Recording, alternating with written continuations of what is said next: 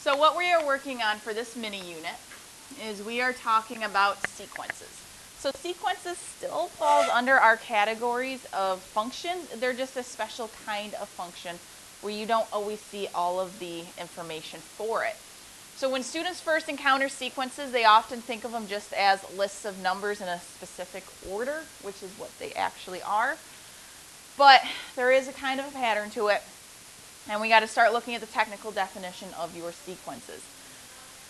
So here is our definition. A sequence is a function whose set of inputs, which remember your inputs are your domain. Inputs your domain, your x's, is a subset of the natural number. So that means your domain always starts with 1. And then it's 1, 2, 3, 4, 5, 6. That is always going to be your domain values. A sequence is often shown as an ordered list of numbers called terms or elements. Sequence function notation can be a little tricky. So we're going to take a look at it. In example 1, I have a sequence written here. I got 4, 8, 16, 32, 64, 128, 256. That is an example of a sequence. All that you have written here are what we refer to as your outputs.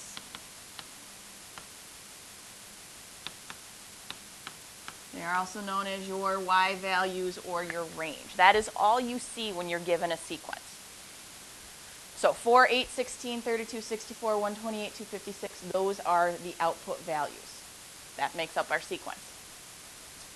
So when we're dealing with our sequence, this number 4 is our first term of our sequence because it's the very first one. 8 would be our second term, 16 is your third term, 32 is your fourth term, so on and so forth. So here for this one, we have a total of 1, 2, 3, 4, 5, 6, 7 terms.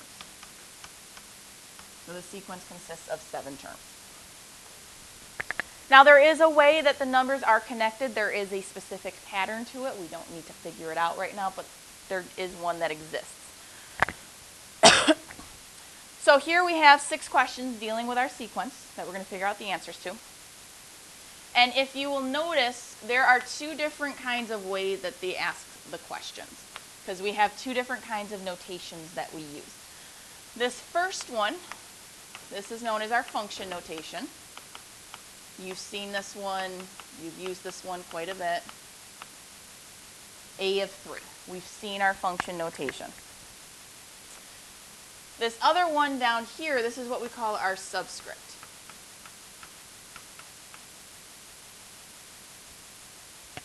The 1 is smaller than the letter A, and it's down below. So that's why we call it sub, because it goes down below. It's kind of like an exponent, but opposite. It's down below instead of up top.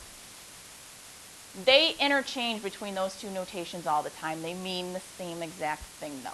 They just like to make sure you understand that it's the same thing.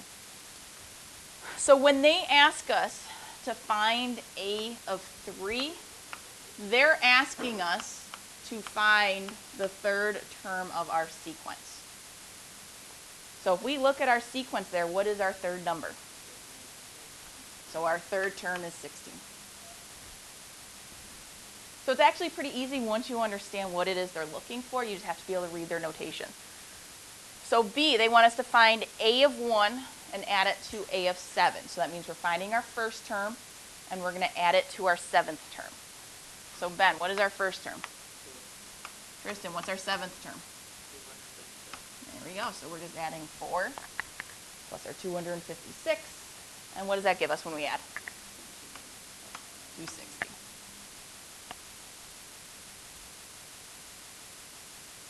All right, C, they've written in subscript, but it's the same thing. That little 2 means you're trying to find your second term.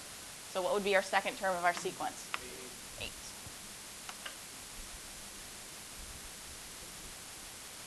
So D, again, they've just chosen to use subscript notation as opposed to our function notation. So what is our first term? 4, and then they want us to square it. So they want us to take our first term and square it, so we get 16.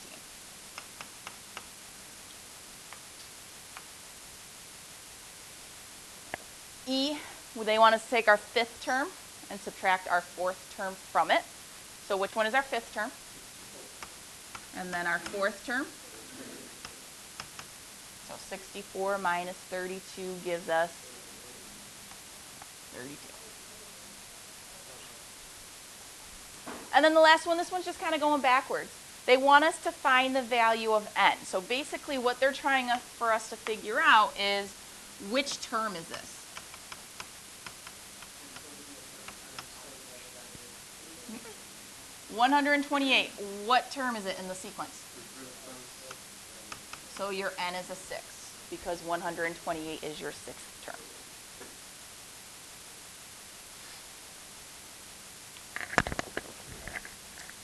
All right, so sequences, as I said, are functions.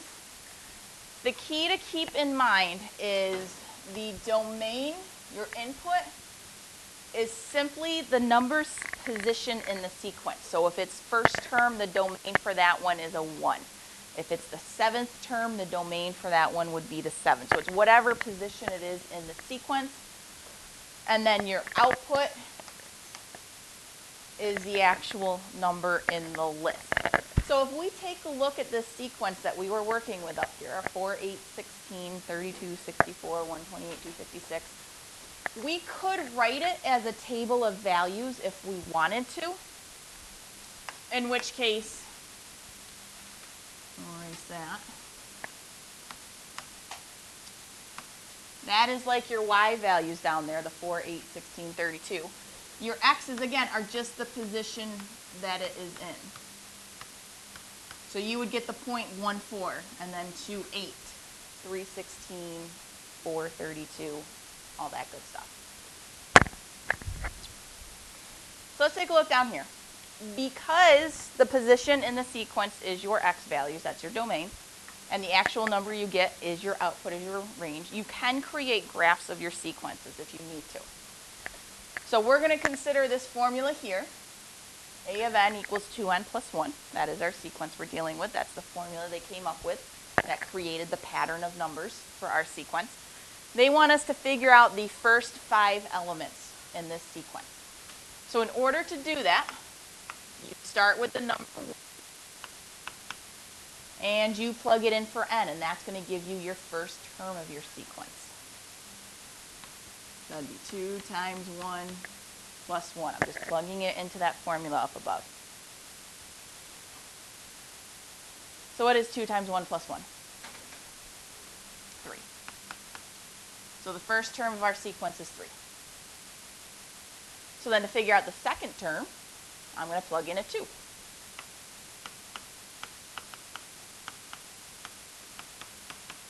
So again, using my formula up above, I plug in 2 for all of my n, so it's going to be 2 times 2 plus a 1.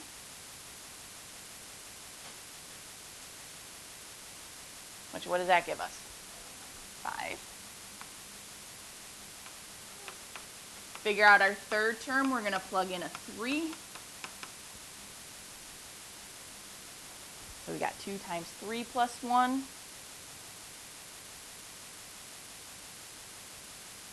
Which that gives us a 7. To figure out our fourth term, I plug in a 4. So we got 2 times 4 plus 1, 9.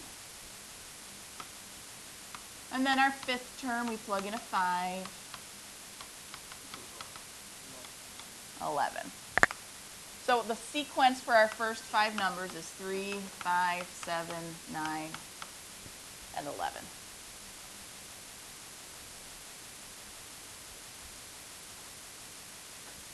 So then part B, they want us to graph the sequence on the grid shown below for the numbers 1 through 5. So basically all they're saying is they want us to graph those first 5 terms that we just figured out.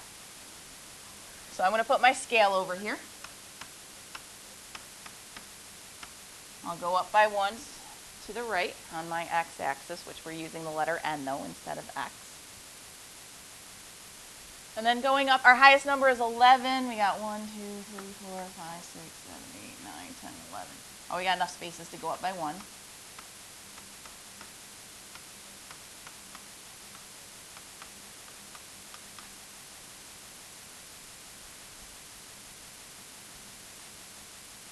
And then you go ahead and you plot your point. 3 is our first term, so that means I'm going to go over to 1, up to 3. That's where our first dot's going to go. 5 is our second term, so I'm going to go over to 2, up to 5, 3, 7, 4, 9, and then 5, 11. And then do not connect them. Do not.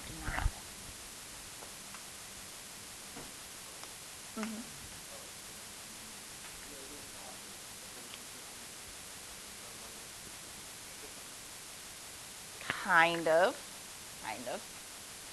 But what was our sequence? Kind of, but we got to figure out how it's restricted. What is our sequence? No. Our sequence is 3, 5, 7, 9, 11. Is it anything in between 3 and 5? No. Is it anything between 5 and 7? 7 and 9? 9, 11? No, it's literally just those numbers. So you're not going to connect those points because you're not going to include the values in between them. Because the values in between are not included. So if you were graphing simply the line 2x plus 1, you would connect it because you're graphing that line. With the sequence, it's just those values. So you're not going to connect them because you don't want the values in between them. Those aren't included. And then D, what is the 21st term of this sequence? Show how you arrived at your answer. How can we figure out a 21st term? That's one way. Just plug in 21. I wanted my first term, I plugged in a 1. I want my 21st term, I'm just going to plug in 21.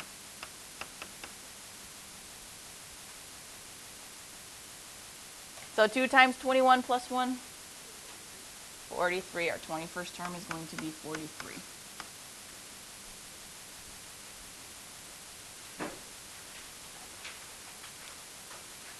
Let's take a look at the back. So what we were just dealing with, the sequences can be defined as classic function formulas. So like, for example, the one that we were just dealing with, a of n equals 2n plus 1. That is a classic function formula. It's exactly how you've been used to seeing it. That is one way we can show our functions, or our sequences. Another way we can do it is with what we refer to as a recursively defined formula. Now, the tricky thing about a recursively defined formula is each term is connected to the one before it. So if you want to figure out your third term of your sequence, you have to know what your second term is. And then in order to know the second term, you got to know what the first term is. So each term is connected to the one in front of it. The other thing that happens is the definition of your recursively defined formulas are a little trickier. So like right here is an example of a recursive formula. And I know when you look at it initially, you're probably like, oh my God, what does that say? But if you look at each piece of it, it's really not that bad. This first part here, b sub 1 equals 7. All that's telling you right there is what your first term is. That's always got to be there in your recursively defined formulas. They will always tell you what your first term is because you can't figure out your second term without knowing what the first one is. They're all connected together, so they have to give you a starting point. Very few times I've seen them start you in the middle of a sequence, but they still give you somewhere to start with. This one gives us our first term. The next part of it is basically your formula you're going to follow. This one says b sub I equals b sub I minus 1 plus 4. So this right here is the notation that they use to refer to the previous term. Anytime you see that in a notation where it's the letter minus 1, in this case they're using an I, that means it's the previous term. If they were using n's and you saw n minus 1 there, that means it's referring to the previous term. So what this is saying is you're going to take the previous term and you're going to add 4 to it, and that's how you get your next term. So give a common sense interpretation for this formula. Well, first term is 7. That's the first part of our formula.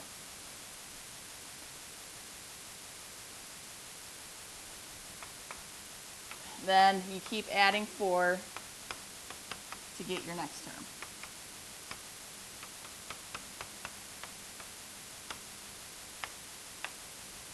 So if 7 is my first one, plus 4, my second term is 11. Plus 4, my next term is 15. Plus 4, my next term is 19. So you just keep adding 4 to get you to your next term. So in part B, they want us to first write out the rule for the first 4 terms, and then evaluate them. So they want us to come up with a rule that we're going to use to figure it out, and then they want us to actually figure it out. The one exception is your first term, because they've already told us what our first term is. Our first term is a 7.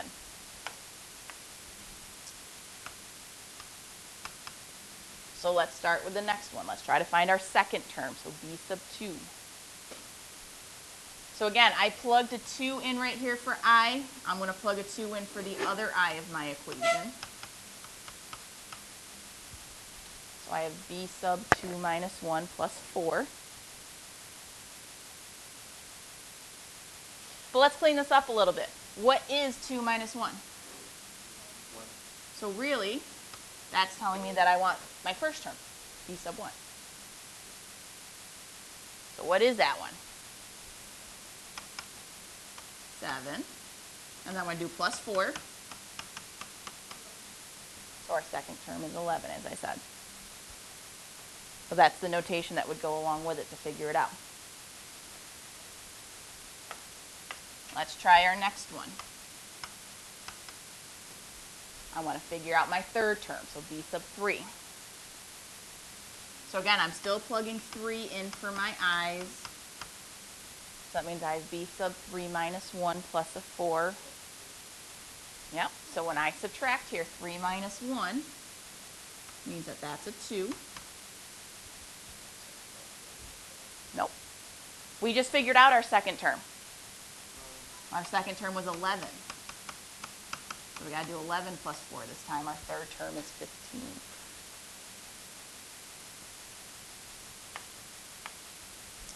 And then our fourth term, because they wanted us to go to the fourth term. Plugging in 4s for all of my i's that I see. So b sub 4 equals b sub 4 minus 1 plus 4. But again, 4 minus 1 means that that's really a 3. So that's where that previous term comes from. Our third term. Yeah, our third term was 15. So plus the 4. Our fourth term is 19. So our first 4 terms are 7, 11, 15, and 19.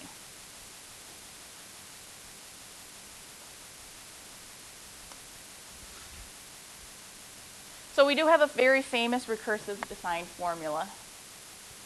It is known as the Fibonacci sequence. Has anybody ever heard of the Fibonacci sequence? How can you heard of Fibonacci and not his sequence?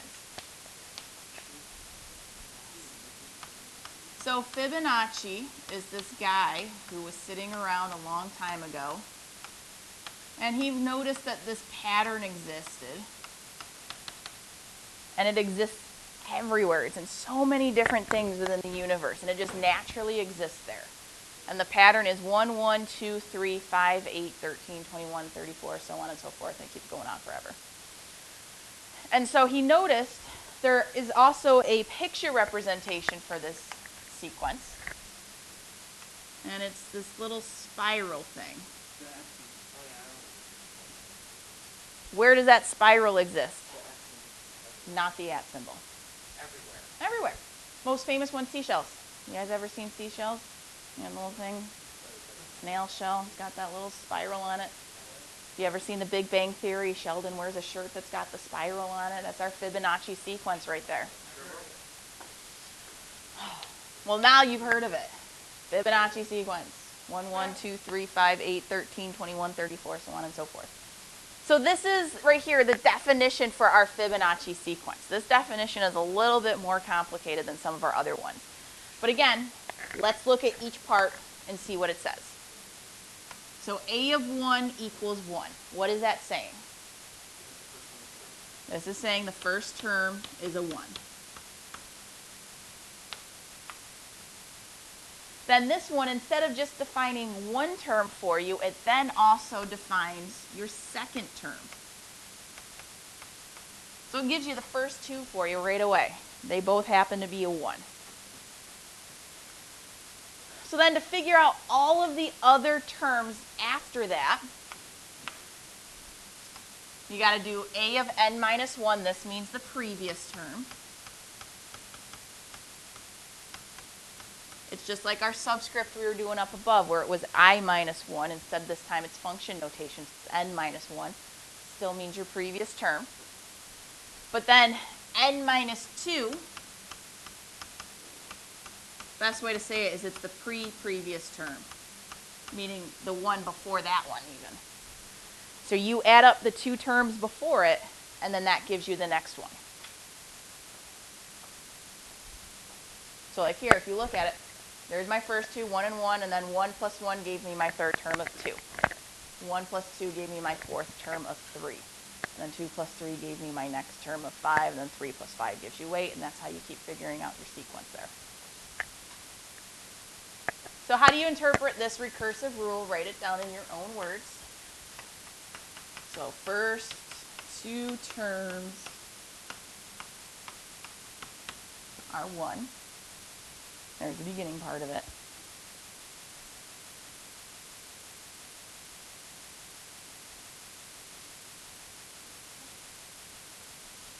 And then add the, I wanted the word two. Add the two terms together to get next term.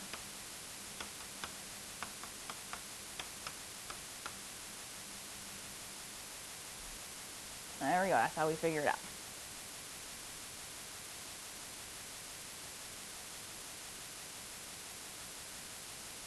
So then just to practice how our recursive definitions work, we're going to write down the rules for the third, fourth, and fifth term, and then we're going to actually evaluate them.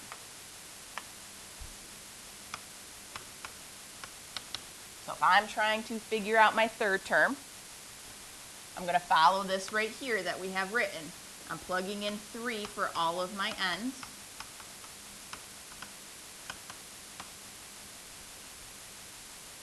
So that'd be a of 3 minus 1 plus a of 3 minus 2. Let's clean up our parentheses. What is 3 minus 1? 2. And then 3 minus 2. So that's telling me to add my second term plus my first term. So 1 plus 1 gives us our 2.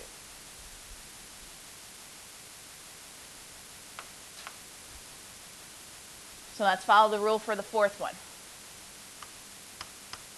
Again, I'm going to start off by plugging 4 in for all of the n's, because I'm trying to figure out my fourth term.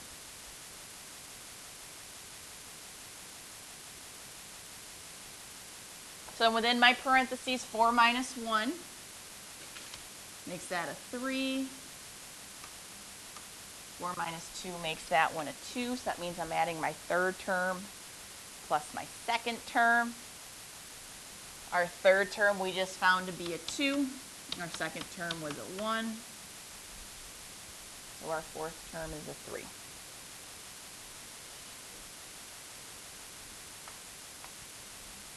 And then our last one, they also want us to figure out our fifth term.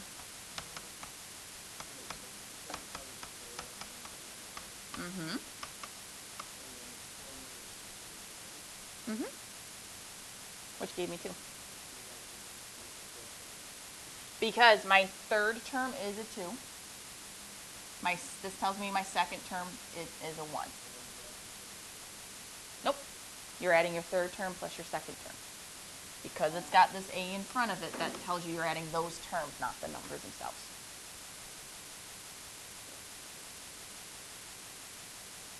So looking at our last one, the fifth one, 5 minus 1 means we're looking for our fourth term.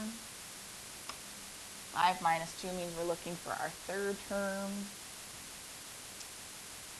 So our fourth term was a 3. Third term was a 2. So our fifth term is a 5.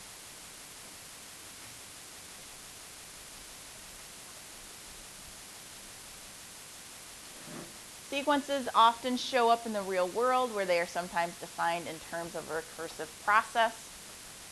So here's our example. We have Kirk is trying to train for the marathon. His first month, he runs 5 miles per workout. He adds an additional 3 miles to his workout for each month that he trains. So fill out the table below for the amount of miles he runs as a function of how many months he has been running. So I've already filled out the first part. First month, he runs 5 miles. So how many months is he going to run, or miles is he going to run in the second month?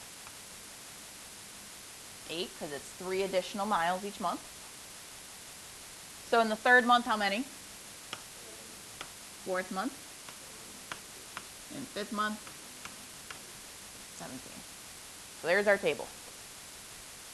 They want us to, part B, give a recursive definition for the sequence. Don't forget to give your initial value. Remember, your sequence always needs to have the first term stated. So our first term here was a 5. So A of 1 equals 5. That's the easy part. Now, to get the next month, which is your A of M, because that's the notation they tell you to use, we have to take the previous month, so my A of M minus 1, and we're adding what to it each time? 3. And there's our recursive formula.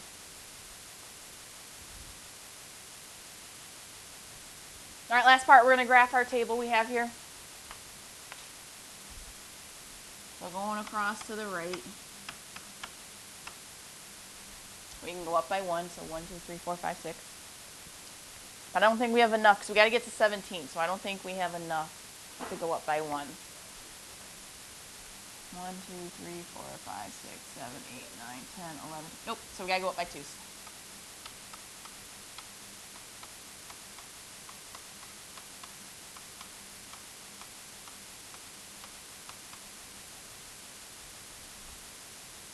So then we got 1, 5, 2, 8, 3, 11, 4, 14,